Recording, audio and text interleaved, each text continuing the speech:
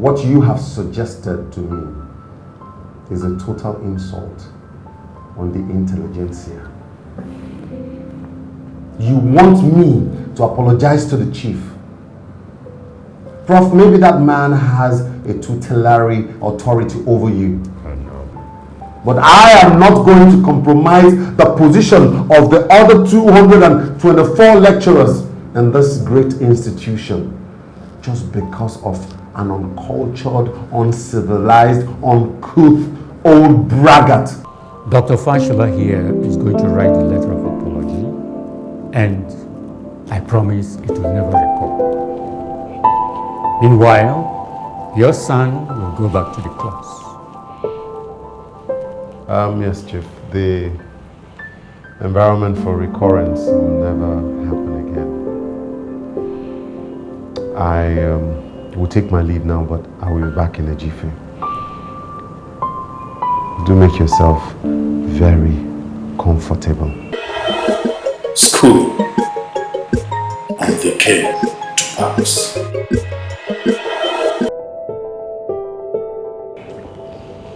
It's okay. It's okay.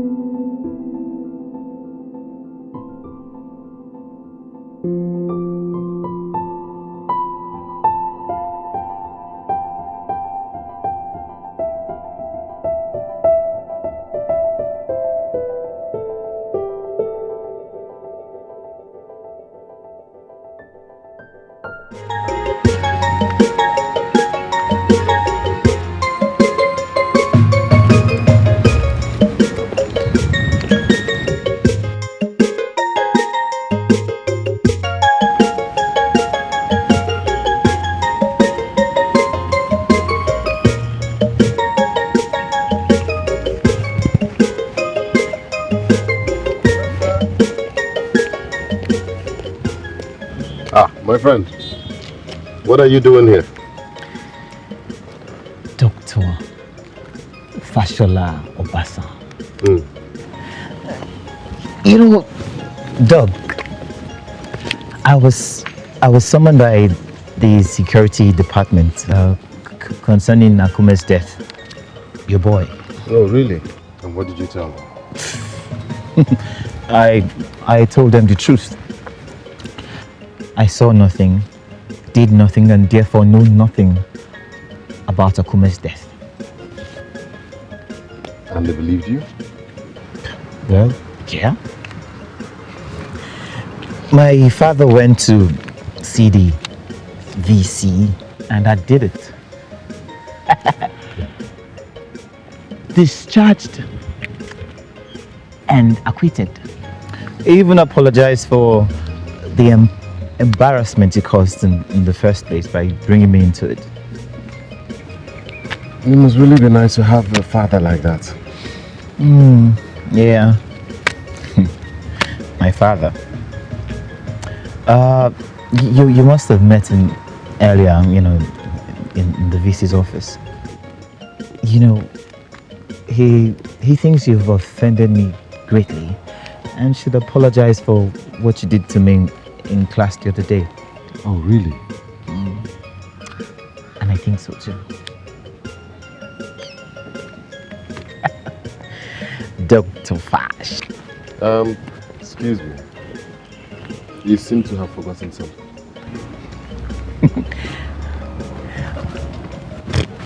The money. You know, Dr. Fash. Yes. My father gave me this money this morning to appease me, you know, not to get angry at you. That is very interesting. It's 100,000 naira. About the same amount of money they pay you as salary here. It's actually lower than that. Sometimes I even have to go a borrow end, if that makes you happy. Does it?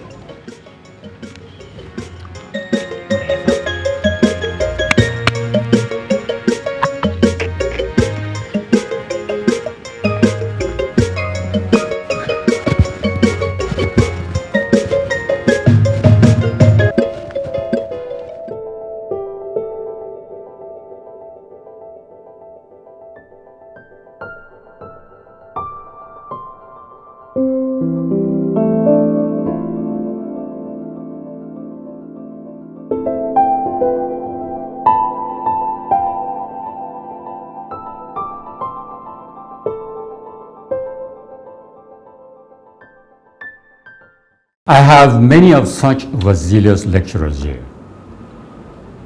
You see, Mr. Vice Chancellor, he just escaped losing his job by a hair's breadth. And he has you to thank for that. No, Chief. You see, my son, just like me, is stubborn. And he hates to be intimidated by anyone. And people tend to misunderstand him a lot. It's like that everywhere, Chief. We should give our children the enabling environment to express themselves. But Oscar stammers. And this reminds me about something that happened to him several years back while in his primary school. During a roll call, his teacher had mentioned his name 3 times. And when he refused to answer, the teacher, not understanding the intention, sent him out of the class. Good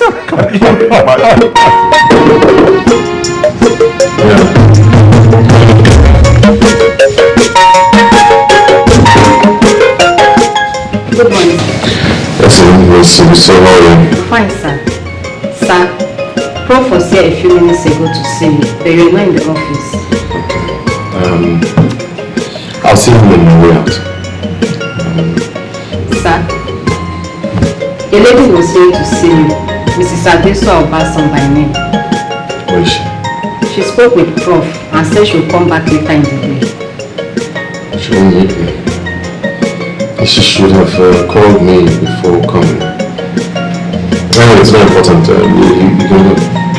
Sir, is it true that... just go.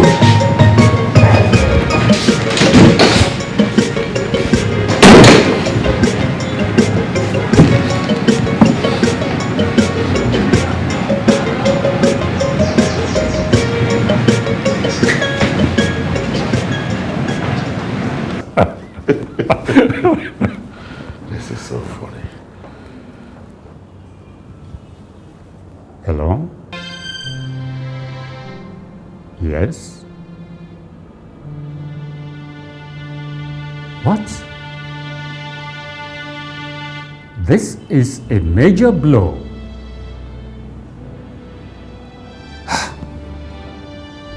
When did this happen?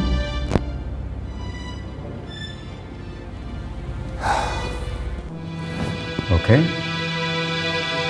I'll call you back. Did someone die? Dr. Fashola Abbas. Did he commit suicide? No, Chief.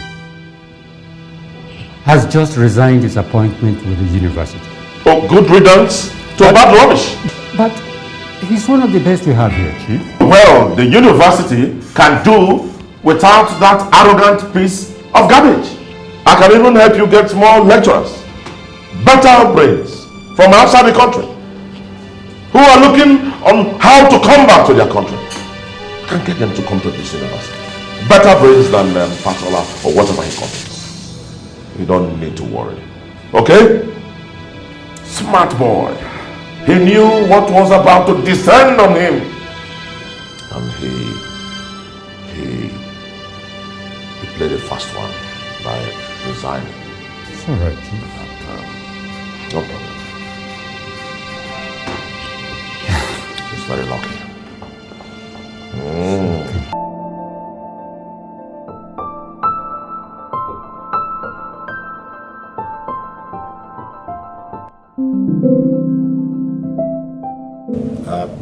First of all, your wife was here to see you.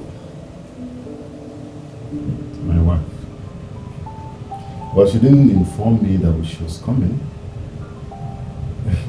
Maybe she wanted to catch me unawares. It's a lady. No. She wanted to surprise you with her visit. Surprise me? Well, Prof, she has obviously surprised herself.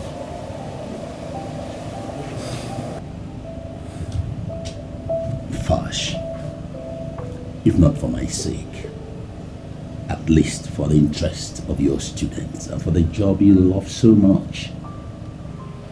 Prof, I have taken my decision. I don't think there's room for going back. Prof, do you swallow your tongue because you're hungry?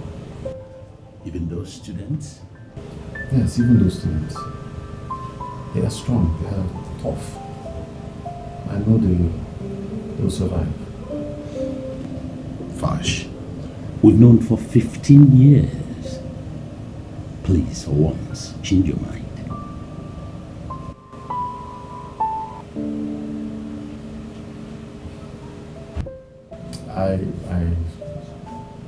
I heard you, Prof. Prof, I once read an article in one magazine, a Tell magazine specifically. It was an interview of one of the foremost legal luminaries Sub-Saharan Africa has ever seen or known, Honorable Justice Chukwudife Oputa. He bemoaned the decay in our High Court judges and warned that we should not allow this decay seep down to the Supreme Courts and Appeal Courts. He then went further to advise that the only solution was a total rejuvenation of not just our law schools, but our universities. After reading that interview, Prof, I decided to, on my own, join the vanguard for this revolutionary rejuvenation and resuscitation of our judicial system.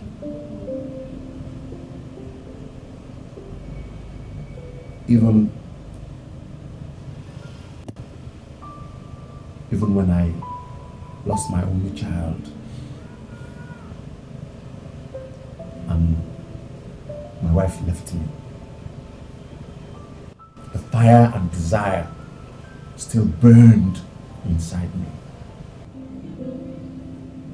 Prof, I hide my face when I see the crop of lawyers that we churn out and push into the streets of our great country.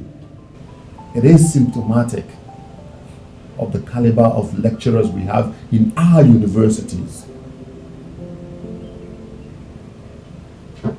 This great legal icon said something. Do you know what he said? He said what we need is a total moral regeneration. We need for our youths and our people to know when something is wrong and say that it is wrong. Know when something is right and say this is right and stand by it. Knowing that when you stand for the right, you might be wounded.